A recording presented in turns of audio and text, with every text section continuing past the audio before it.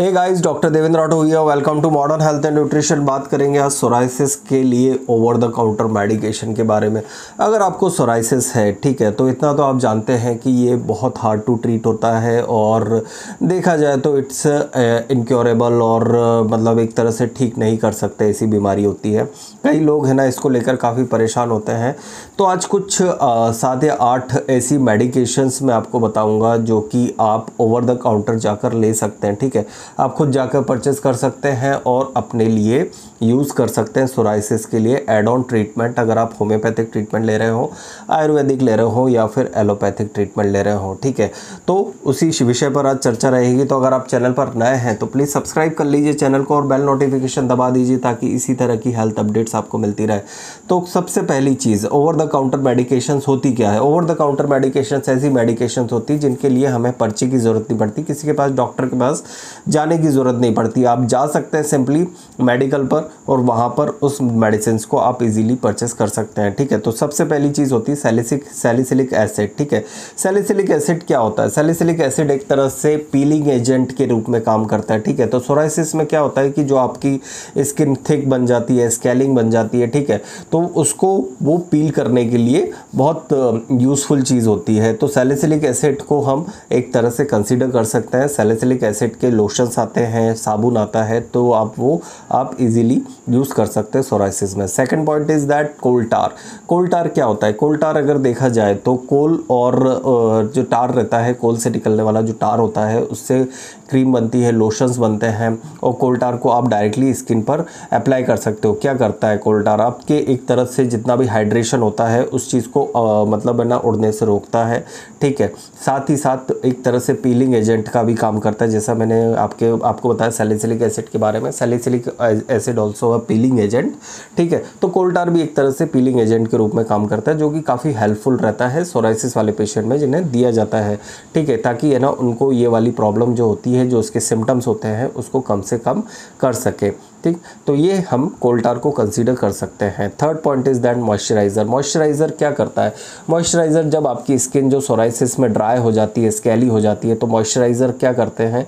जितने भी तरह के मॉइस्चराइज़र्स रहते हैं वो आपकी स्किन का मेन हाइड्रेशन करते हैं, उसको रोक के रखते हैं, ठीक है। रोक के रखने से हाइड्रेशन अगर अच्छा रहेगा तो आपको इरिटेशन नहीं होगा, आपको ईचिंग नहीं होगी। अगर आपको ईचिंग नहीं हो रही है या फिर ड्राइनेस जो है वो ख़त्म हो जाएगी, ठीक है। तो मॉइस्चराइज़र हमें कंसीडरेशन में रखना चाहिए। मॉइस्चराइज़र हमेशा हमें, अगर सोराइसिस का ट्रीटमेंट ले रहे हो तो डॉक्टर आपको बहुत अच्छा मॉइस्चराइज़र प्रेस्क्राइब करता है, या फिर अगर आपको नहीं प्रेस्क्राइब किया हो तो फिर आप ओवर द काउंटर अच्छा मॉइस्चराइज़र ले सकते हैं, ठीक है। अगर आपको कोई से मॉइस्चराइज़र सेलेक्ट करने में प्रॉब्लम आ रही है तो आप हमसे कंसल्ट करके आप देख सकते हैं। Fourth point is that bath products, ठीक है। बाथ प्रोडक्ट्स भी बहुत ज़्यादा एसेंशियल होते हैं। आप किस साबुन का यूज़ कर रहे हो, उस साबुन के अंदर कितना देखा जाए तो सल्फेट्स है, कितनी ज़्यादा मात्रा में पैराबेन्स है, जो कि आपकी स्किन को अनहेल्दी कर रहा है। तो मेक श्योर कि आप अपने साबुन पर विशेष ध्यान रखें और उस पर फोकस करें कि आप है ना किसी ऐसे अननेसेसरी साबुन का यूज़ तो नहीं कर रहे जो कि आपके लिए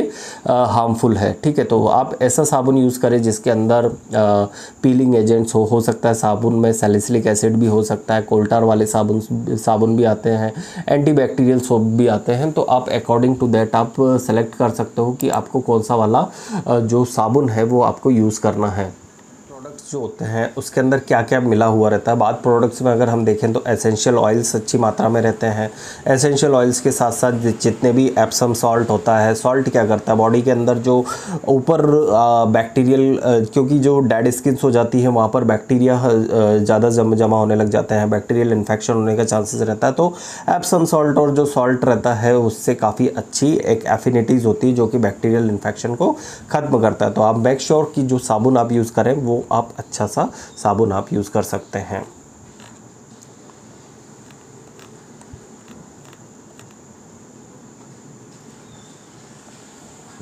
अब बात करते हैं 5वें पॉइंट के, स्कैल्प फिल्टर्स। ठीक है, स्कैल्प फिल्टर्स केराटोलाइटिक्स बोलते हैं जिन्हें। क्या होता है स्कैल्प फिल्टर्स? जैसे मैंने आपको बताया ना, जैसे सोराइसिस वाले पेशेंट्स हमेशा अपने स्कैल्प्स को झाड़ते रहते हैं, या फिर है ना जिनको अगर छोटे मोटे पॉइंट्स हो रहे हैं तो उस पर इस तरह की चीज़ें होती रहती, तो आप ऐसे प्रोडक्ट्स आप यूज़ करें, जैसे सैलिसिलिक एसिड हो गया, कोल्टार हो गया, फिनॉल हो गया। ठीक है, तो ऐसे प्रोडक्ट्स आप यूज़ करो जिसमें स्कैलिंग जो रहती है वो स्कैलिंग रिमूव होती रहे ऑटोमेटिकली, ताकि आपको जो रिलीफ है वो बढ़ता जाएगा उस चीज़ से। Point is that skin cover. Skin को कवर करने से क्या होता है, जैसे आपकी ये मेरी स्किन है, ठीक है, अगर मैंने इसको कवर करके रखा, ठीक है, तो थोड़ी देर बाद क्या होगा कि यहाँ पर आपको एक तरह से मॉइस्चराइज़र या फिर पसीना आने लग जाएगा। तो हमें सोराइसिस वाले पेशेंट्स को हमें बताना पड़ता है कि आप अपनी स्किन को कवर कर सकते हैं। कई बार इसके लिए आप है ना सॉक्स का यूज़ कर सकते हो, प्लास्टिक रैप का यूज़ कर सकते हो स्किन को कवर करने के लिए, आप बैंडेज का यूज़ कर सकते हो। ठीक है, तो तरह तरह के स्किन कवर्स जो होते हैं वो हम यूज़ कर सकते हैं पर्टिकुलर, अगर आप जो सोराइसिस से पीड़ित हैं। तो सोराइसिस में क्या होता है, जब हम स्किन का कवर यूज़ करते हैं तो क्या होता है कि जो हम मॉइस्चराइज़र लगा रहे हैं वो डीप इंटैक्ट होता है, वो वहाँ पर हाइड्रेशन बना रहता है, तो स्कैलिंग नहीं आती है बार बार। 7 point is that OTC over the counter anti each creams. ठीक है, इसमें ऐसी कोई क्रीम ही नहीं रहेगी जिसमें स्टेरॉइड होगा, या फिर ऐसी कोई मेडिकेशन नहीं रहती है। नॉर्मल मेडिकेशंस आप यूज़ कर सकते हो जो कि इजीली ओवर द काउंटर मिल जाती है। जैसे अगर देखें हम कैलामाइन मिल जाता है, कैम्फर क्रीम मिल जाती है, ठीक है, मेंथोल क्रीम मिल जाती है। ये क्या करती है, आपकी स्किन को सूद रखती है, ठीक है, सूदिंग रखती है, तो वो काफ़ी हेल्पफुल रहती है। 8 पॉइंट, ऑब्वियसली स्किन सूद रखना बहुत ज़्यादा ज़रूरी रहता है, तो स्किन सूदर्स आप यूज़ कर सकते हो। इसके अंदर जिंक रहता है, एलोवेरा रहता है, जोजोबा रहता है, तो ऑयल बेस्ड स्किन सूदर्स आप यूज़ कर सकते हो जो कि आपको हेल्पफुल रहेगा सोराइसिस के जो सिम्टम्सों को कम करने के लिए। अब बात करते हैं कि ये सिम्टम्स हमारे पास हैं, ठीक है, अब ये सिम्टम्स जो भी आपको प्रॉब्लम हो रही है, इसे हम क्या कर रहे हैं, हम इसे सप्रेस कर रहे हैं, हम इसको ट्रीटमेंट नहीं कर रहे हैं, हमें सप्रेस करना ज़रूरी है।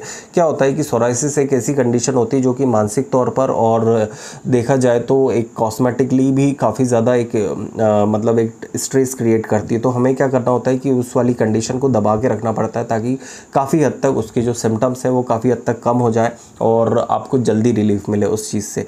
तो रिलीफ मिलेगा, आप अपने जो सिम्टम्स है जैसे ईचिंग है, स्केलीनेस है, रेडनेस है, इनको थोड़ी टाइम के लिए सबसाइड कर सकते हैं। इसके जो फ्लेयर्स आते हैं उन्हें हम कंट्रोल कर सकते हैं ओवर द काउंटर मेडिकेशन से।